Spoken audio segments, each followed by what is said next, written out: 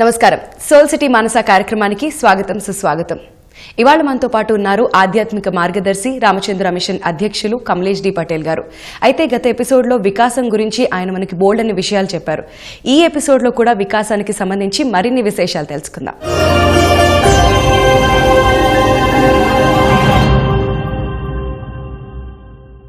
తరచూ మనం శారీరక సమస్యలని, ఈ సమస్యలని, ఆ సమస్యలని చెబుతూ ఉంటాం. మనందరికీ ఏదో ఒక స్థాయిలో సమస్యలు ఉంటూనే ఉంటాయనుకోండి.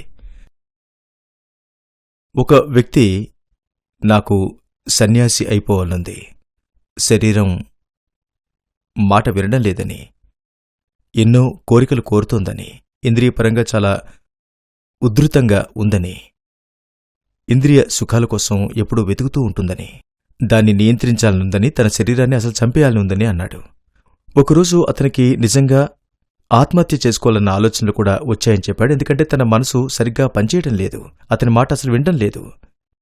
అప్పుడు నేనన్నాను, చూడు, భగవంతుడు ఈ శరీరాన్ని ఒక ప్రయోజనం కోసం ఇచ్చాడు. భగవంతుడు ఈ శరీరాన్ని మనకు ప్రసాదించినప్పుడు చాలా పవిత్రంగా ఉంది. నేను నా మనసు పాడు చేసేసుకున్నాను. ఈ శరీరానికి ఆదేశాలిస్తున్నది ఈ మనస్సు.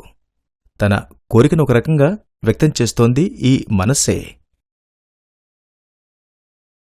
నాలో ఉన్న ఈ కామాన్ని వ్యక్తం చేస్తోంది కూడా ఈ మనస్సే.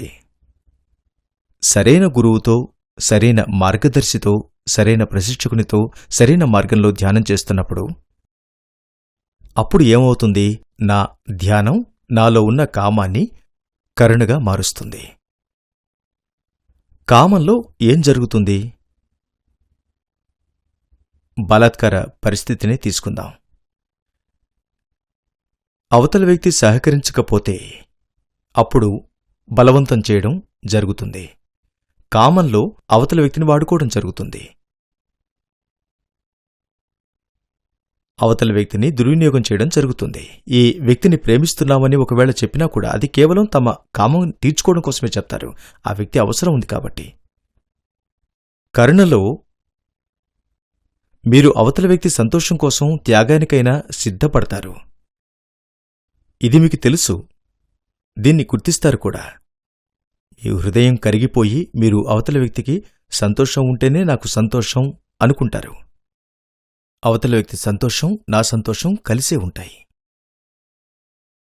నేనిక్కడున్నది ఇతరుల నుంచి లాభం పొందటానికి కాదు. అవసరమైతే అదే వ్యక్తి ఆ అవసరమైన క్షణంలో త్యాగం చేయటానికి సిద్ధంగా ఉంటాడు. నా దృష్టిలో ఇది వికాసం అంటే. స్వార్థం నుంచి నిస్వార్థంగా తయారవడం. ఒక ప్రధానమైన విషయం ఉంది కామం నుంచి కరుణకు. ఉదాహరణకు కోపాన్నే తీసుకో. మనలో చాలామందికి కోపం ఓ సమస్య. ముక్కు మీద కోపం, చిరాకు. కోపాన్ని కూడా ధ్యానం సహాయంతో కామంలా తొలగించలేము. కామం, క్రోధం అనేవి భగవంతుడు ప్రసాదించినవి. అవి ఒక ప్రయోజనం కోసం ఉన్నాయి. కాని వాటిని మార్చుకోవచ్చు. సైన్సులో మనం నేర్చుకున్నట్లుగా శక్తిని మనం నాశనం చేయలేం, కాని శక్తిని మార్చుకోవచ్చు.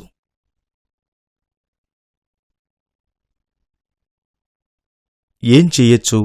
ఏ విధంగా ఈ కోపం అనే శక్తిని, కామం అనే శక్తిని వినియోగించుకోవచ్చు? నేనింతకుముందు చెప్పినట్లుగా కామం అనే శక్తిని మెరుగైన ప్రపంచంగా మార్చుకునేందుకు వినియోగించుకోవచ్చు. ధ్యానం ద్వారా దాన్ని కరుణగా మార్చుకోవడం ద్వారా. అలాగే కోపాన్ని గనక మనం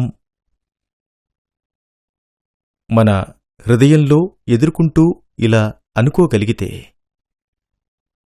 సరే ఇది నా పరిస్థితి అని అనుకుని కోపాన్ని ప్రదర్శించే ముందర కనుక కొంచెం ఆగగలిగితే, కాని చాలామందికి ఇలా కొంచెం ఆగగలిగే శక్తి కూడా ఉండదు.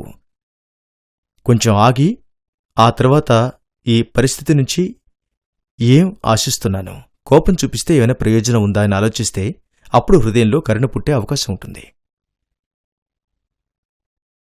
అప్పుడు ఆ వ్యక్తి పట్ల జాలి కలుగుతుంది. తెలుసుకోవడానికి కనుక కొంచెం సమయం ఇచ్చుకోగలిగితే ఆ వ్యక్తి మీద కోపడటం దయనీయమైన పరిస్థితి అని అర్థమవుతుంది. ఆ వ్యక్తి కోసం ప్రార్థించాలనిపిస్తుంది.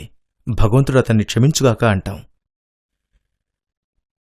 యేసుక్రీస్తు శిలువుపై ఉన్నప్పుడు ఆయనకు కోపం వచ్చిందా?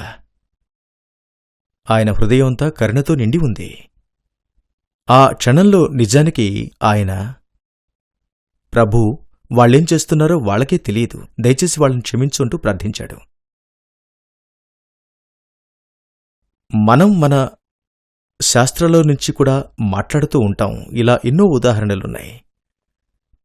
వాల్మీకి వంటి బందిపోట్లు మహాత్ములైపోవడం, ఇది వికాసం అంటే. దీన్నే క్వాంటం జంప్ అంటాం. భౌతిక శాస్త్రంలో కూడా ఈ క్వాంటం జంప్ గురించి మాట్లాడుతూ ఉంటాం. ఎలక్ట్రాన్లు జంప్ చేయడం గురించి, క్రింది కక్ష నుంచి అవతల ఎక్కడో ఉన్న కక్షలోకి జంప్ చేయటం, ఇది 0 క్షణాల్లో అయిపోతుంది. అలా అయిపోతుందంతే. అలాగే మన చైతన్యంలో కూడా అవకాశం సంభవించినప్పుడు సమాధి స్థితిలో ఉండగా సాక్షాత్కార క్షణంలో కూడా ఇటువంటి జంప్ సంభవించవచ్చు. అలాగే గమనించండి, మన చైతన్యం రెండు ప్రక్కలా కూడా విస్తరించే అవకాశం ఉంటుంది. అధిచేతన దిశగాను, లోలోతుల్లోని ఉపచేతన దిశగాను కూడా. దీన్ని స్వామి వివేకానంద చాలా అందంగా చెప్పడం జరిగింది. మనం నిత్య జీవితంలో లౌకిక వ్యవహారాల్లో ఉపయోగించే చైతన్య స్థాయి, మనం మేల్కొని ఉండే అవస్థల్లో మనం వినియోగించే ఎరుక 8% కూడా ఉండదట. అత్యంత తెలివైన వ్యక్తి కూడా 8% వాడతాడట. మిగిలిన 92% ఏమైపోతోంది? మరుగున పడి ఉండిపోతోంది. ఆయనొక అద్భుత ఉదాహరణ ఇస్తారు. మనకు అందుబాటులో ఉన్న ఈ చైతన్యం ఒక సన్నటి నీటి పొరలా ఉంటుందట. కొన్ని మైక్రాన్ల వెడల్పు మాత్రమే ఉంటుందట. దానిపైన అధిచేతనం అనే ఒక మహాసముద్రం ఉంది. ఆ పొరకు క్రింద ఉపచేతనం అనే మరో మహాసాగరం ఉంది. కాబట్టి మీరు ఊహించుకోవచ్చు, మైళ్ల మైళ్ల మహాసాగరం పైన, అలాగే క్రింద కూడా మైళ్ల మైళ్ల మహాసాగరం ఉందన్నమాట. ధ్యానం చేయడంలో ఉద్దేశం ఏమిటంటే, మనం అధిచేతనం అనే ఆకాశంలోకి ఊర్ధ్వంగా ఎదుగుతాం. అలాగే ఉపచేతనంలో లోలోతుల్లోకి మునక వేస్తాం కూడా. ఏ ఆధ్యాత్మిక సాధన యొక్క లక్ష్యమైనా ఇదే. మన చైతన్య స్థితి మెరుగైన విధంగా తయారవ్వాలి. ఉదాహరణకు, ఒక రాయి యొక్క చైతన్యం ఏ విధంగా ఉంటుంది? అందులో ఉంది, అవునా? కాని అది గుర్తించలేదు. అది మరీ నిద్రాణ స్థితిలో ఉంటుంది. మనిషి కోమాలోకి వెడితే ఉండే స్థితి కంటే కూడా అధమంగా ఉంటుంది. అలాగే మొక్కల్లో, చెట్లల్లో ఉండే చైతన్యం విషయానికొస్తే, వాటిలో కూడా ఒక స్థాయిలో చైతన్యం ఉంటుంది. వాటికి కూడా అనుభూతులుంటాయి. కానీ అనుభూతులను గురించి వాటికి తెలియదు. వాటికి అనుభూతులుంటాయి, కానీ వాటికి ఆ ఎరుక ఉండదు. ఇది చాలా చిత్రంగా అనిపించవచ్చు. ఇక మనం జంతువుల విషయానికొస్తే, కుక్కలు, పిల్లులు, ఒంటెలు, గుర్రాలు వంటివెన్నో, వాటికి కూడా ఒక స్థాయిలో చైతన్యం ఉంటుంది. మరి మనుషుల్లో కూడా చైతన్యం ఉంది. అది మనం అనుకున్నట్లుగా చాలా వికసించిన స్థాయిలో ఉంటుంది. ఈ చైతన్యంలో మార్పు, ఉదాహరణకు జంతు ప్రపంచంలో పిల్లి చైతన్యం, గుర్రం చైతన్యం, గేదె చైతన్యం, గాడిద చైతన్యం, కంచరగాడిద చైతన్యం. నేనొక ఉదాహరణ ఇస్తాను. మీకు గుర్రం సవారీ అంటే ఇష్టం అనుకుందాం. గుర్రాల్లో అనేక రకాల జాతులుంటాయి. కొన్ని గుర్రాలుంటాయి, వాటిని తన్నుతూ ఉన్నా, కొరడాతో కొడుతూ ఉన్నా అవి కదలవు. ఒక రకంగా నిరోధిస్తూ ఉంటాయి. మరో రకం గుర్రం ఉంటుంది, అది తనపై కూర్చొనిస్తుంది, కాని మిమ్మల్ని అసలు కొట్టనివ్వదు. అటువంటి గుర్రం మిమ్మల్ని తన్ననివ్వదు కూడా. వెంటనే పరిగెత్తడం మొదలుపెట్టేస్తుందంతే.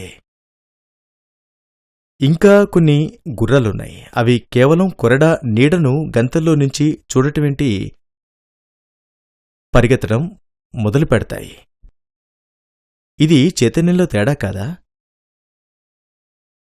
మన మనుషుల్లో పిల్లలు ఉదాహరణకు, పిల్లలేమిటి, కొంతమంది పెద్దవాళ్లలో కూడా వాళ్ళు నిద్రపోతున్నట్లు నటిస్తారు, కానీ నిజానికి వాళ్ళు మెలకుగానే ఉంటారు.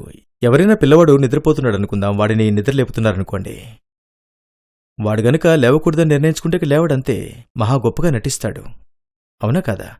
కాని నీళ్లు పోసామనుకోండి, అప్పుడు లేస్తాడు. కాని తెలివైన సున్నితత్వం గల పిల్లవాడైతే ఇంకా ఎవరూ తలుపు తీయకముందే తల్లిదండ్రుల్లో ఎవరో ఒకరు అక్కడున్నారని గమనించగలుగుతాడు. నిద్రలో కూడా అంత అప్రమత్తంగా ఉంటాడు. అక్కడ చైతన్యంలో తేడా ఉంది, మార్పు ఉంది. మరి మహాత్ముల్లో అక్కడా కూడా తేడా ఉంటుంది. మహాత్ముల్లో కూడా రకరకాల స్థాయిల్లో ఉన్నవాళ్లుంటారు. దైవికమైన చైతన్యం అని ఒకటుంది, అది కూడా వేరేగా ఉంటుంది. కాబట్టి మనం మన మనస్సుకు ఏ విధంగా శిక్షణ ఇవ్వాలంటే, మనస్సును ఏ విధంగా ఉపయోగించుకోవాలంటే, అది మన వికాసానికి ఒక పరికరంగా మారాలి. మనస్సే ప్రియమైన నేస్తం కావాలి. అదే సమయంలో అదే మన బద్ధశత్రువు కూడా కాగలదు. నేనిందాక ఉదాహరించిన విధంగా ఆ వ్యక్తి ఆత్మహత్యకు పాల్పడాలనుకున్న వ్యక్తిలా, శరీరంలో ఏ తప్పు లేదు. ఈ కోరికలను చెలరేగేలా చేసేది ఈ మనస్సే. దీన్ని ఏ విధంగా తొలగించుకోవాలో తెలుసుకోగలిగితే అద్భుతంగా ఉంటుంది. సరే, ఇప్పుడు మీరీ విషయాలన్నిటినీ ఇంకా విపులంగా చూడదలుచుకుంటే, ఈ అహం ఏమిటి? ఈ సూక్ష్మ శరీరమైన అహం అంటే ఏమిటి? మనస్సు అనే సూక్ష్మ శరీరం ఏమిటి? బుద్ధి అనే సూక్ష్మ శరీరం ఏమిటి? అలాగే చైతన్యం అనే ఈ సూక్ష్మ శరీరం ఏమిటి? పతంజలి వివిధ రకాల కోశాలను గురించి మాట్లాడతాడు. మనం ఈ సూక్ష్మ శరీరాలను, కోశాలకు ఉన్న సంబంధం ఏమిటో చూద్దాం. ఈ సంబంధం గురించి, ఈ వికాసం అనేది మనలో మరో రకంగా కూడా ప్రతిబింబిస్తుంది. కామంతో నిండిన వ్యక్తి కరుణతో నిండిపోయినట్లుగా, జ్ఞానం లేని వ్యక్తి మరింత సహజ జ్ఞానం కలిగి దానితో జ్ఞానాన్ని పెంపొందించుకున్నట్లు. అందుకే సాధారణంగా అజ్ఞానాన్ని చీకటి అని, జ్ఞానాన్ని వెలుతురు అని అంటూ ఉంటారు. అందుకే మనం చీకటి నుంచి జ్ఞానానికి వెడుతున్నామంటాం. దానికి సంస్కృతంలో కూడా ఒక పదం ఉంది. కాబట్టి మనం కామం నుంచి కరుణకు కదులుతున్నప్పుడు, మారుతున్నప్పుడు, చీకటి నుంచి వెలుతురుకు అంటే అజ్ఞానం నుంచి జ్ఞానంలోకి కదులుతున్నప్పుడు,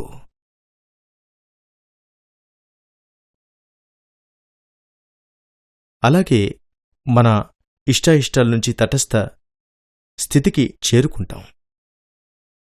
మనం చేరుకోగలిగే అత్యున్నత స్థితిని గీతలో చాలా బాగా చెప్పడం జరిగింది. శ్రీకృష్ణ భగవానుడు అర్జునుడితో అంటాడు, నీ జీవితాన్ని ఈ విధంగా, నీ ప్రాపంచిక జీవితాన్ని ఈ విధంగా జీవించాలి. ఆయనిక్కడ ఉదాహరణ ఇస్తాడు. ఆయన బురదలో పెరిగే తామరపువ్వు గురించి. తామరపువ్వుపై తన పరిసరాల ప్రభావం ఉండదు. అలాగే మన ప్రాపంచిక జీవితంలో ప్రభావితం కాకుండా ఎలా ఉండటం? ఎన్నో రకాల కార్యకలాపాలతో నిండి ఉన్న ప్రపంచంలో వ్యక్తిగత స్థాయిలో కాదు కాని ఎంతోమంది వ్యక్తులు పరస్పరం వ్యవహరించుకోవటం, చాలాసార్లు మనం వ్యవహరించినా కూడా మనం ప్రభావితమైపోతూ ఉంటాం. ఉదాహరణకు, మనం టీవీ చూస్తున్నప్పుడు, ఒక భయంకరమైన సినిమా చూస్తున్నప్పుడు, భయంతో కూడినది దయ్యాల సినిమా చూస్తున్నారనుకుందాం, లేక హింస, హత్య, బలాత్కార దృశ్యాలున్నాయి అని అనుకుందాం. వీటితో మీకేమీ సంబంధం ఉండదు, కాని అనవసరంగా అలాంటి పనులు చేసి మీ మనసును, మీ హృదయాన్ని పాడు చేసేసుకుంటారు. ఏదో ఒక స్థాయిలో మనల్ని ప్రభావితం చేస్తాయి ఇవన్నీ. మన జీవితం ప్రభావితం కాకుండా ఉండేలా జీవించడం ఎలా? మనం కేవలం మనుషులమే కదా, మనం పరిపూర్ణలం కాదు కదా. కాని పరిపూర్ణతే మన లక్ష్యం. తామరపూలో జీవించడమే మన లక్ష్యం. దీన్ని ఎలా సాధ్యం చేయటం? ఇందులో కొన్ని మార్గాలున్నాయి. నా గురుదేవులు పూజ్య బాపూజీ మహారాజ్ మాకు నేర్పడం జరిగింది. మనల్ని మనం కాపాడుకోవడం ఎలాగా, ఈ బయట ప్రపంచంలో నుంచి మనపై అనవసరమైన దాడుల నుంచి రక్షించుకోవటం ఎలాగా. అంతేగాక మన లోతుల్లోంచి వచ్చే దాడుల నుంచి కూడా మనం ఇప్పటికే బయట ప్రపంచం నుంచి ఎన్నో ముద్రల్ని ఏర్పరచుకున్నాం. గతంలో నుంచి. నా గతంలో నా నియంత్రణలో లేకుండేది. నా పూర్వజన్మల్లో 5 నిమిషాల క్రింద జరిగినవి కూడా మనం ఏమీ చేయలేనివి. మన చిన్నతనంలో, టీనేజ్లో జరిగినవి ఎలా మార్చగలుగుతాం? లేక గత జన్మలోనో, లేక 2 జన్మల క్రిందటో చేసినవి ఏం చేయగలుగుతాం? ఇది సాధ్యం కాదు. కాబట్టి ఆ విధంగా మన సంస్కారాల్నుంచి, ముద్రల్నుంచి, కర్మల్నుంచి ఏర్పరచుకుంటూ పోతూ ఉంటాం. ఈ పదాల్ని మార్చి వాడుతూ ఉంటాం. ఈ ముద్రలను తొలగించుకోవటం ఎలా? అది మొదటి లక్ష్యం. రెండవ లక్ష్యం, ప్రస్తుత జీవితంలో ముద్రలను ఏర్పరచుకోకుండా ఉండటం. అప్పుడు ఇక ముద్రలు ఏర్పడటం ఉండదు. సంస్కారాల్ని స్థూలంగా 3 తరగతులుగా విభజించవచ్చు. నా పూర్వజన్మల నుంచి ఏర్పరచుకున్నది మొట్టమొదటి తరగతికి చెందిన సంస్కారాలు. ఈ జన్మలో పుట్టినప్పటినుంచి నిన్నటి వరకు ఏర్పరచుకున్నవి. ఉదయం నుంచి ఇప్పటి వరకు ఏర్పరచుకున్నవి. ఇలా 3 తరగతులున్నాయి. ఈరోజే ఏర్పరచుకున్నవి నా మనసులో తాజాగా ఉన్నాయి. కొంతవరకు నా ఉపచేతనంలోకి ఇప్పటికే వెళ్ళిపోయి ఉండవచ్చు. మనం గనక అప్రమత్తంగా ఉంటే ఈ ముద్రల యొక్క ప్రభావాలను నా వ్యవస్థలో నుంచి తొలగించేసుకోవచ్చు. ఒక ప్రత్యేకమైన పద్ధతి ఉంది. అవకాశం వచ్చినప్పుడు ఆ ప్రక్రియను నేర్పించగలను. ఏర్పరచుకున్న సంస్కారాలు లేక ముద్రలు నిన్నటి వరకు ఏర్పరచుకున్నవి. మార్గదర్శి, సమర్థులైన మార్గదర్శకులు ఈ సంస్కారాలను చెరిపేసుకోవటానికి సహాయపడగలరు, లేక గతంలో ఏర్పడ్డ సంస్కారాల ప్రభావాలను తొలగించగలుగుతారు. అలాగే గత జన్మల్లో చేసిన సంస్కారాలను సమర్థుడైన యోగి లేక సమర్థుడైన మార్గదర్శి ఈ పని చేయగలుగుతాడు. కాబట్టి మనం అటువంటి సమర్థులైన వ్యక్తులతో మనం కూడి ఉండటానికి ప్రయత్నించాలి. దీనికి మనం చెల్లించుకోవాల్సిన మూల్యం ఏమిటి? మనం ఇంతకుముందు చెప్పుకున్నాం. భగవంతుడిని అమ్మగలమా? సాక్షాత్కారాన్ని అమ్మగలమా? మళ్లీ సంస్కారాలు ఏర్పడకుండా జీవించే జీవన విధానం నేర్చుకోగలగడం అనేది మరో అంశం. కాని గతంలో పూర్వజన్మల్లో ఏర్పరచుకున్న ముద్రలను తొలగించుకోవడం ఎలా? ఇది నా నియంత్రణలో లేదు. ఆ విషయంలో నేనేమీ చేయలేను. దాని ఖరీదేమిటి? ఒక గురువు గనక తన శిష్యుని ఇలా అడిగాడంటే, నా ప్రియమైన శిష్య, నీ గతానికి సంబంధించిన సంస్కారాల్ని తొలగించాలంటే ఇది ఖరీదు, తద్వారా నువ్వు భగవత్ సాక్షాత్కారాన్ని పొందవచ్చు అన్నప్పుడు అటువంటి గురువు వర్తకుడైనట్లే. అతను దుకాణం పెట్టుకున్న షావుకారు. అతడికి దూరంగా ఉండండి. అటువంటి గురువులు మీ సంస్కారాల బరువును ఇంకా పెంచుతారంతే. బ్రతికి ఉండగానే పాతిపెట్టేస్తారు. సరైన గురువు అయినవాడు ఎప్పుడూ గురుదక్షిణ కోరడు. గురుదక్షిణ ఇవ్వడం అనేది మన సంప్రదాయమే నిస్సందేహంగా. కాని గురుదక్షిణ మరో విధంగా ఇవ్వాలి. తద్వారా